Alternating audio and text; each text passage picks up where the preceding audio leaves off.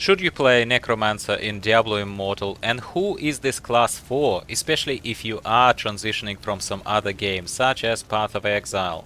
Hello everyone, welcome back to the channel, I'm Gyro, I'm your host here, and this is a very quick, kind of casual opinion video, let's call it that, on some classes that I'm exploring in Diablo Immortal as a Path of Exile player primarily.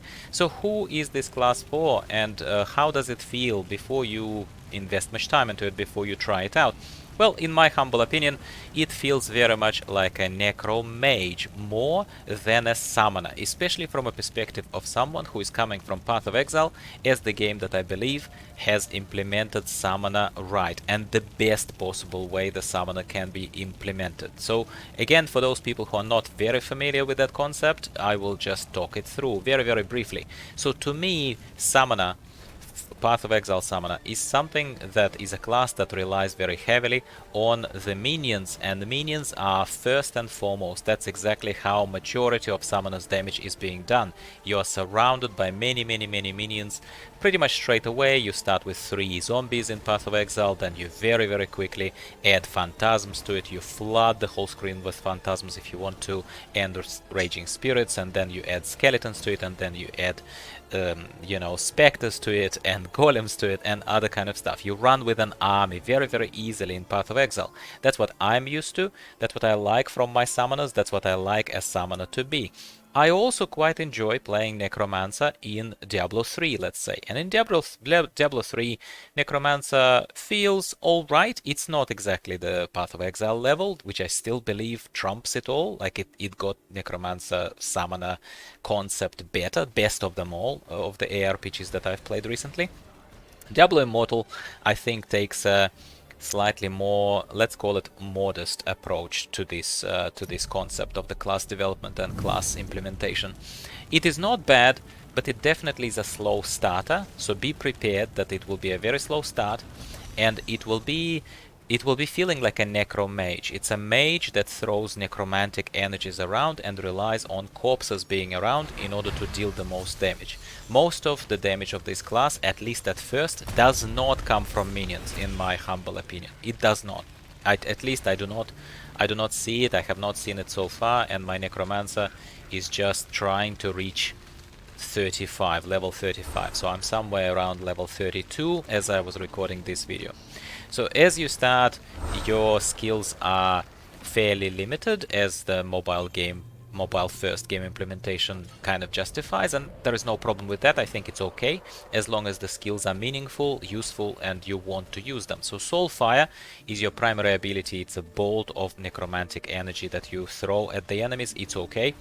It probably, and a lot of other creators said that it's the best ultimate skill in the game, so I was gonna say it probably is the ultimate best skill in the game when you build up these charges. So your primary ability transforms into an ultimate skill, and that's when it basically becomes an ultimate version of Summon Raging Spirits from Path of Exile, where instead of those bolts of targeted energy, it starts shooting those floating skulls that self-target enemies, those souls that start targeting enemies and exploding as they contact the enemies. It's pretty cool, it's a fun class to play, it looks great. But in my humble opinion, again, what I'm kind of trying to say in different ways to you, it lacks upfront reliance on minions. There's just not enough of them. You run up to level like 20, 25, if I'm not mistaken. You run with two skeletons. That's it. You have just 2 skeletons. Yes, they sort of tank for you. They sort of distract the enemies. It's sort of a little more, well, pet-based, let's call it that, than a mage, than a demon hunter, than anything else in the game. But it doesn't really feel very summon related. It feels more, yeah, I have a couple of skeletons with me, they help me out, but I'm ultimately a mage. That's how the class feels. In my humble opinion, when that feeling changes is when you get Skeletal Mage. Skeletal Mage is a cool skill on a relatively low cooldown where you summon an immobile minion, extra minion. They don't move, but they stand there like turrets basically. It's like a turret, and that mage is rather powerful. Slings, obviously, again, bolts of necromantic energy. And if you time the skill right before the first mage expires, it's a temporary mage. It's only there for 13 seconds. You can summon the second one. So you ultimately, so far, in my experience, it looks like you need to always try and maximize the uptime on your skeletal mages. So 2 skeletal mages, 2 skeletons running with you, and around level 30, your command skeletons, your summon skeletons skill is going to summon 3. You will start running with 3 skeletons, and a couple of skeletal mages can be summoned as well. Your most area of effect damage will come from Corpse Explosion. Corpse Explosion is available to you straight away. I can't remember if it's at level 1 or at level 2, but very, very early on. But again, you need corpses, which in turn suggests that Corpse Explosion and majority of your damage, other than from Skeletal Mage, will be coming probably in group content, where your friends are going to help you kill a lot of enemies, say in Elder Rift, say in dungeons, but that is where Corpse Explosion, you'll be able to use it pretty much all the time, because your friends are killing enemies faster, corpses are generated faster, hence you can do a lot of damage faster. So that's pretty much how you will play, I guess. Mobility skill of Necromancer is not, I suppose, not the most fun mobility skill, but it's kind of useful. It's this wraith form. Best part about it is that it's on a relatively low cooldown, and that you become completely immune to any damage. But it frees you from any bonds, and you're able to escape stone prisons and any other kind of immobilizing moments where you might be cornered, for example, and you need to go through enemies to escape, otherwise you will die. You're not a tank, right? The worst part about this skill is that it lasts for a very, very, very short amount of time, so it's not that fantastic. I have not, again, explored this class thoroughly, like I haven't explored any class in Diablo Immortal just yet, but I am sampling this class just like I sample others, and it's fun, it's okay, it's not too bad. I even got my first legendary item, Ex-Human's Backbone, which is giving me a special legendary power, Corpse Pillar. It transforms another skill, which I am not using that much. There is a skill called Bone Wall, and Bone Wall apparently is a very cool team blocking kind of skill that is apparently quite popular with those who play in PvP. I don't play in PvP, have absolutely no interest in it. At the moment I'm just you know, wearing this item simply because it's my only legendary item, and as you know, in any game, when you get the legendary item for the very first time, or like epic, whatever is relevant to that game, you get excited and you just wear it for stats. It just has really high stats compared to anything else. And these are my early thoughts on the Necromancer as far as the Necromancer class kind of overview is concerned, how it feels, why I play it, do I enjoy it? Yes, overall I do, in case it didn't come across clearly enough to you so far.